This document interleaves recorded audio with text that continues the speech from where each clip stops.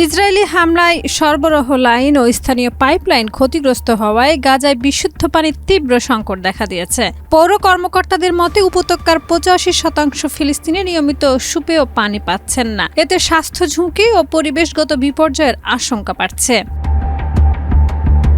গাজা সিটির অস্থায়ী তাঁবু শিবিরগুলোতে পানির সংগ্রহে প্রতিদিন দীর্ঘ লাইনে দাঁড়াতে হচ্ছে বাস্তুচ্যুত মানুষদের। কিন্তু চাহিদার তুলনায় পানিবাহী ট্রাক অপ্রতুল হওয়ায় অনেককেই খালি হাতে ফিরতে হচ্ছে। শহরে বাস্তুচ্যুত মানুষের সংখ্যা ১০ লাখ ছাড়িয়েছে, যা পরিস্থিতিকে আরও জটিল করছে।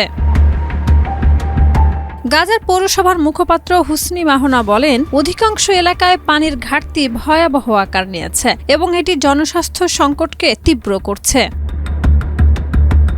এদিকে আন্তর্জাতিক রেড ক্রস কমিটির মুখপাত্র প্যাট গ্রিফিথস জানান, ক্ষতিগ্রস্ত পানি সরবরাহ ব্যবস্থা মেরামতে জরুরি ভিত্তিতে পাইপ ও সরঞ্জাম গাজায় প্রবেশের অনুমতি প্রয়োজন। তার মতে, দখলদার শক্তি হিসেবে প্রবেশাধিকার সহজ করার দায়িত্ব ইসরায়েলের। ২ বছরের সংঘাতে গাজার অবকাঠামো প্রায় সম্পূর্ণ বিধ্বস্ত। সংঘাত বিরতির পরও প্রয়োজনীয় মেরামত কাজে নানা বাধার মুখে পড়ছেন বাসিন্দারা, আর তার সবচেয়ে নির্মম প্রতিফলন দেখা যাচ্ছে পানির সংকটে। শাহিদা রুবি, মাই টিভি।